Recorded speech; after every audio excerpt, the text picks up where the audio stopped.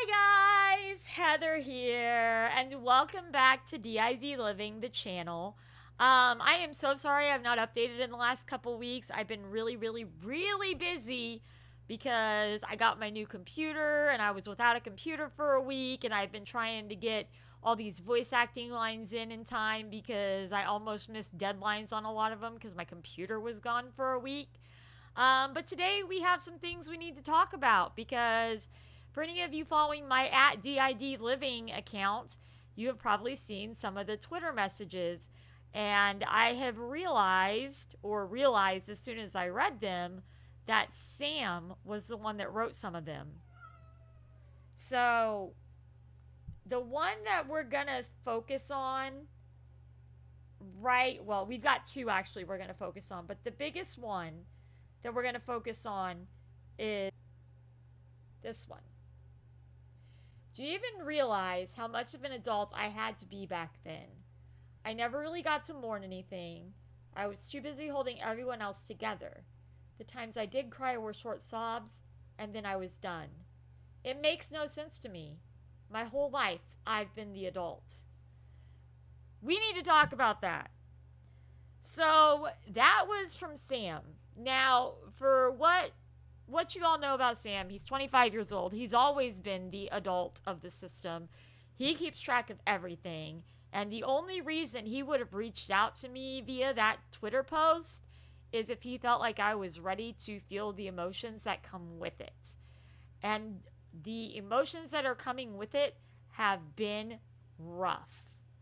As soon as that post went up on Twitter and I saw it, like as soon as I saw it, everybody was yelling in my head. It was just constant, it was so loud in my head. They were all just freaking out. Like, that happens to the point that I really just wanted to sit and go like this because they were all just being so loud. So I took a little walk outside, got myself grounded, and went kind of inside to the meeting area that we have and discussed with them everything that we were going to do to try to deal with that and cope with that because they did not like that message at all. They did not like that Sam brought that up, and most of them did not feel like I was ready for that. Even I didn't feel like I was ready for that. And I remember I went outside and I was doing a little bit of a walk, and I legit just was getting angrier and angrier about all the times I had to be an adult when I should have been the kid, or when I shouldn't have had to be so strong for everybody in my family.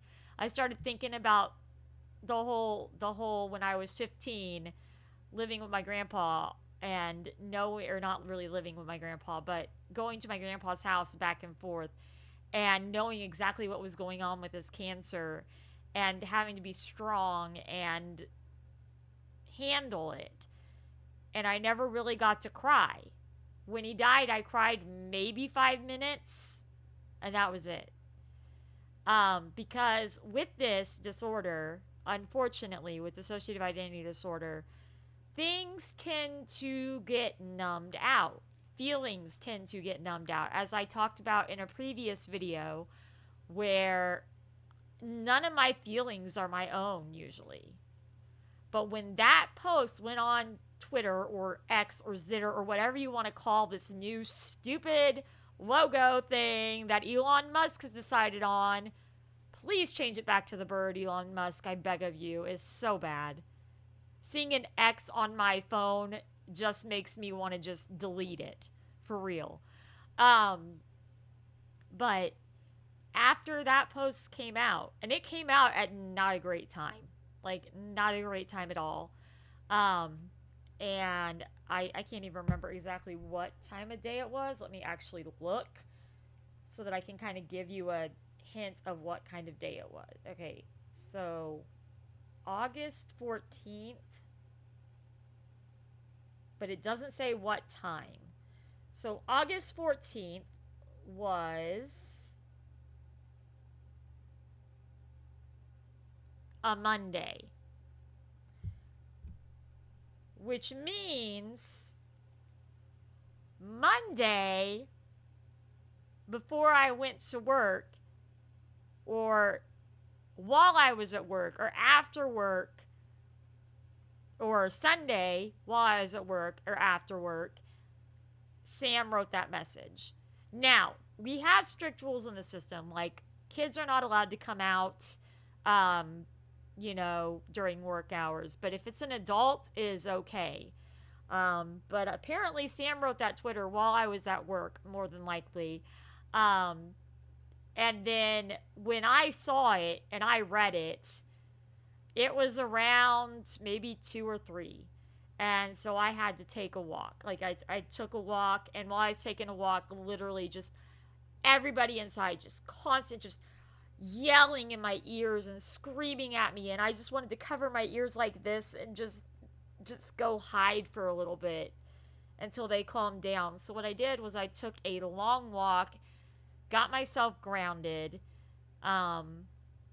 did the meeting place, talked to the kids about how we're going to work on feeling the feelings we need to feel, talk to the kids about how none of the fact that they had to be an adult was their fault, and talk to the kids about how Sam is one of the smartest ones in the system, and if he felt like it was time for the system to learn that, then he had a good reason for it. He felt like we were ready for it. I got him calmed down. I walked back, finished my work shift, just normal. Came back home, was focused on that the whole rest of the time I was at home. But I did get some good sleep. I managed to sleep really well, luckily.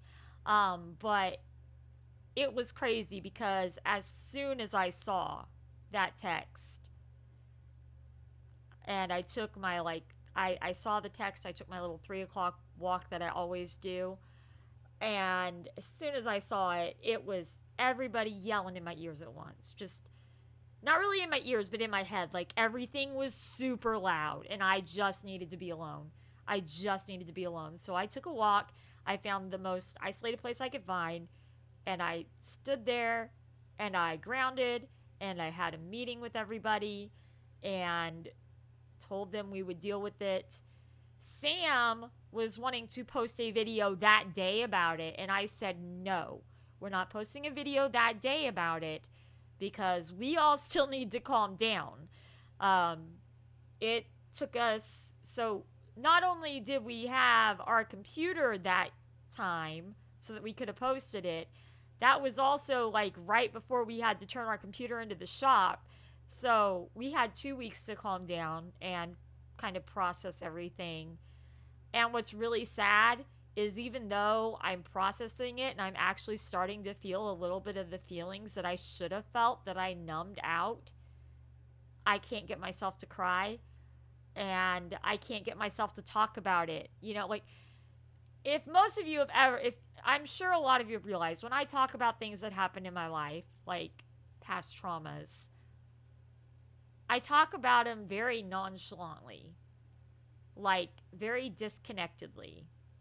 So, like, when my sister was really, really sick and we thought she was going to die, I still went to work and I still tried to function like a normal adult at work. And when I talked to my supervisors about it, I talked to them about it in a very calm, very disconnected voice because I was not feeling what was happening. Someone else inside had grabbed it and taken it in for me because I needed to focus on work. Same with my grandmother. The whole year my grandmother lived with me. I was like a secondary caretaker lived with my family. I was like a secondary caretaker to her when my parents were at work. And I could just talk about it nonchalantly, like it was no big deal, Yeah, I'd be like, well, yeah, my grandmother the other day, she fell 3 times. I managed to catch her and get her in a chair.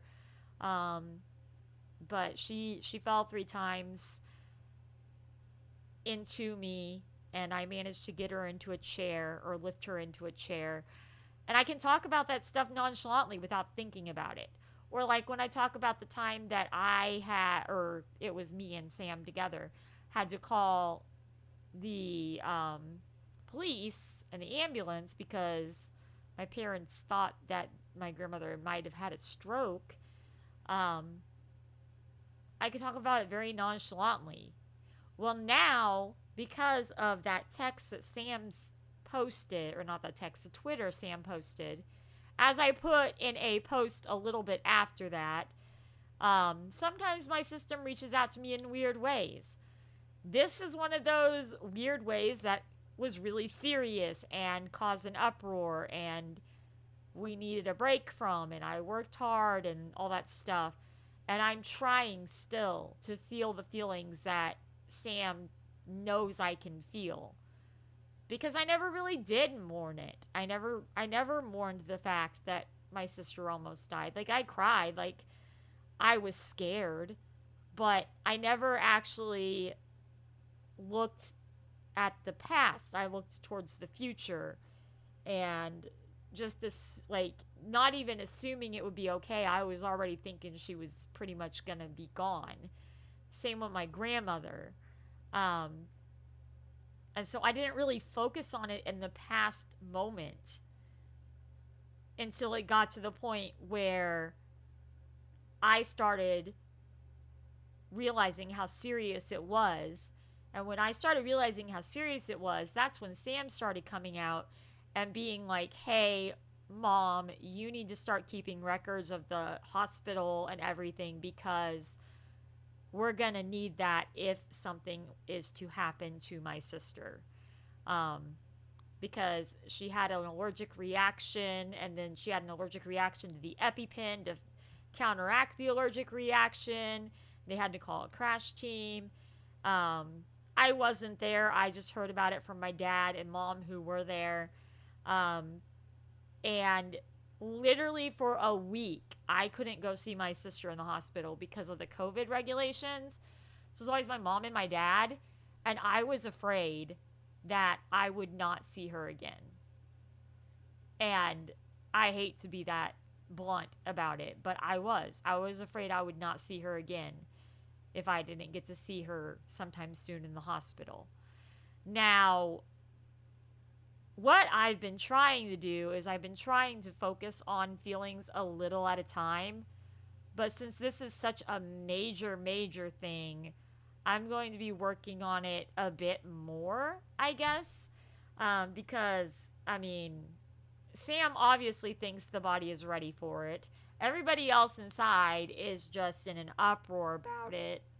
Like, they're like, why would you say that? Why would you remind us of that? Why do we need to know that? Blah, blah, blah. And honestly, even though it feels like, to most people, it sounds like a step backwards from the communication I had. And I want people to realize that, yes, sometimes it does get really loud. And sometimes I do just want to cover my ears like this with a pillow and close my eyes and pretend like it's not happening, but I can still hear them talking and yelling. And when it gets to that point, I have to go into the meeting room and try to calm the chaos. And it was chaos in that meeting room because they were all running around like crazy. Like, I was like, we all need to sit down at the table and calm down. We need to take some deep breaths. There's a table in the meeting room and a chandelier, and they were just all just running around, and I was trying to talk to each one of them individually and tell them what they needed to hear to help them make it through the rest of the day. Because, and I'm saying this because I don't think people always realize exactly what comes with dissociative identity disorder. Because not only am I accountable for myself, but I'm accountable for my alters.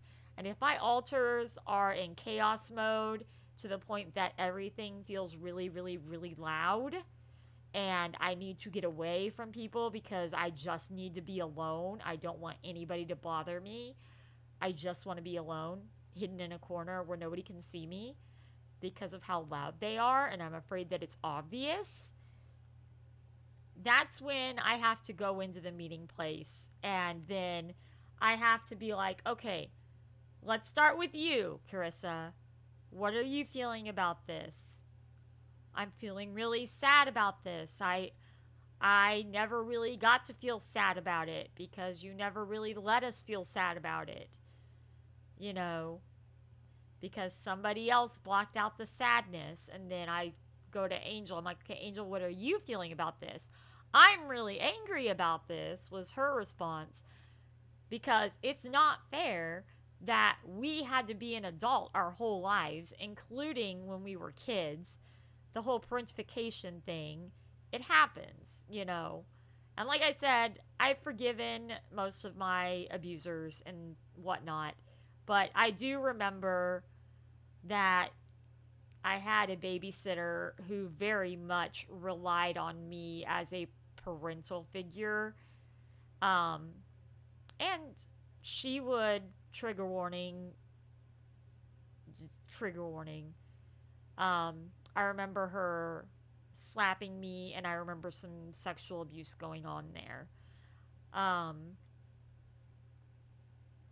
but yeah, so this is one of those when something that big happens, that's when it's like, oh crap, I need to get out of here. I need to find a isolated place.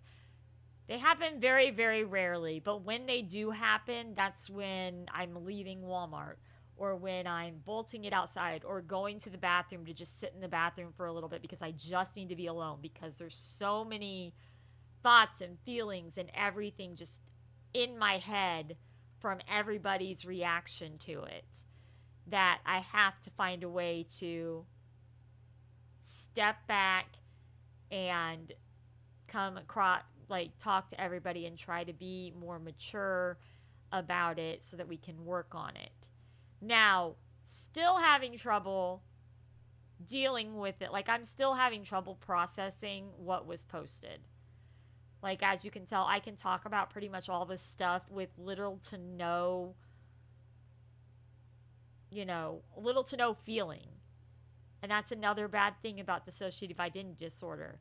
I could tell you so many things that have happened, and not look like it affects me at all, because everybody inside is holding on to those burdens so that I can look normal to the outside world.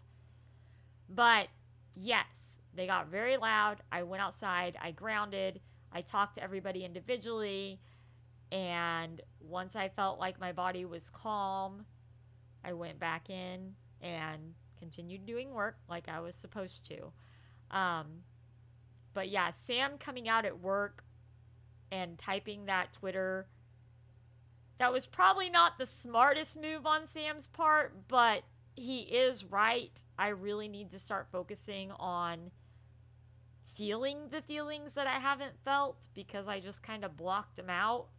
I just wish he hadn't done it while I was at work.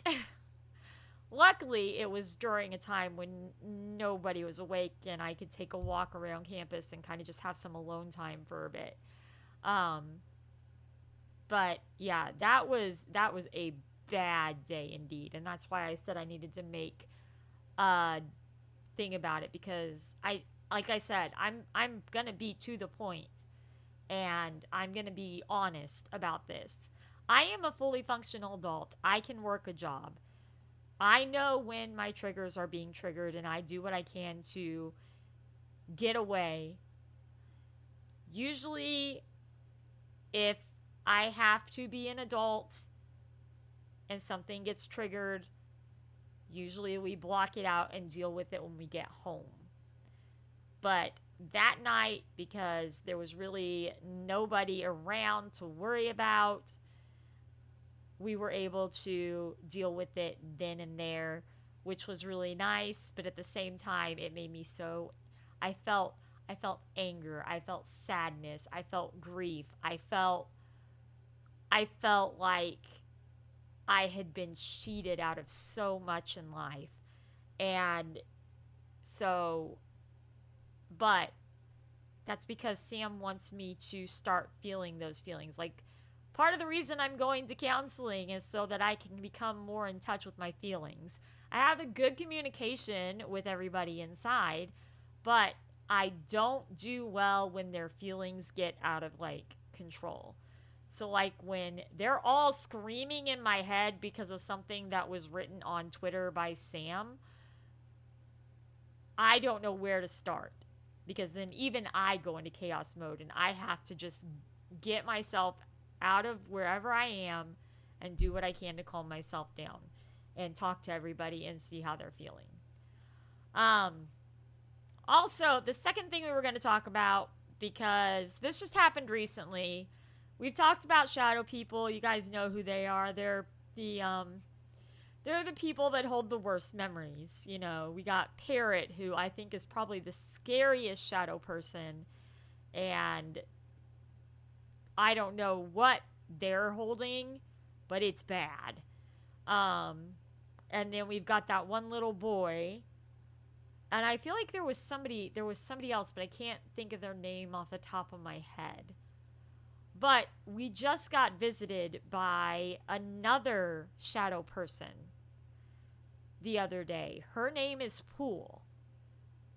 I don't know why her name is Pool, but that was what she was introduced as. And as for some reason, Jade was hanging out with her.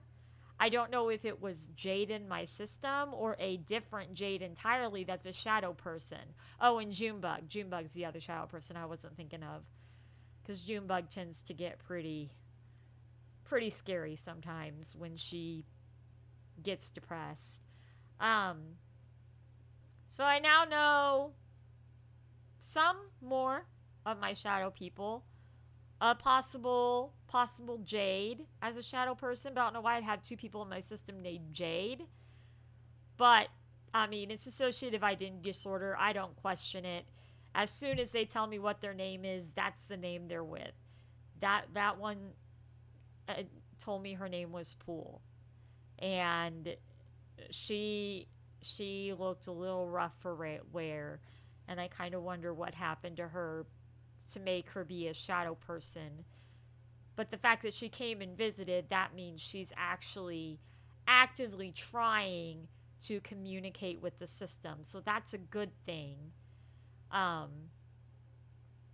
Even though it can be a scary thing because I don't know what memories is going to be brought up with Pool. So, to summarize this video for anybody who is like, it's too long, didn't watch, sorry, I know I go long when I'm talking about my dissociative identity disorder. Summarize the video. Sam wrote a tweet on Twitter, and it caused massive chaos with all my system. We all had to meet in the meeting area. I had to calm everybody down one by one as I walked around and grounded myself. And then I had to also come to terms with the fact that not only are the people inside of me feeling these feelings, but I should be feeling the same feelings they are as well. And there were a few times when I actually felt anger, Angel's anger, or Carissa's sadness, or, just there were a few times when I felt Stephanie just being like, this really wasn't fair. Sam being like, I know you really probably didn't want to hear this, but I think you're ready. But when it gets loud in my head and they're all talking at once, the only thing I can do is find a quiet place where nobody can bother me. Because if somebody bothers me while I'm in that kind of state of mind, I wouldn't be mean, but I'd probably be like, go away, I don't want to deal with you right now. And they would take that very offensively.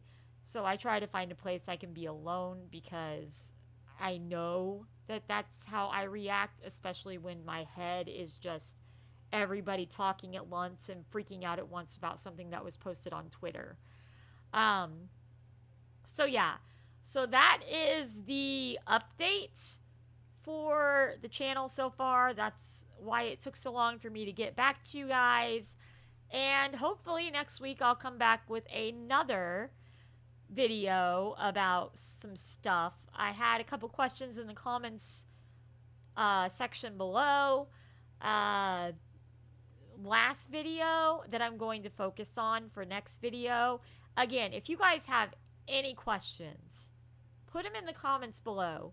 And I will answer them in the comments, but then I will also make a more in-depth video about them for you guys so that you can kind of understand it more. Because, like, I don't want people, like, as you guys know, I don't want people to think dissociative identity disorder means serial killer, or I can't control what my alters do, or I don't have communication with my alters.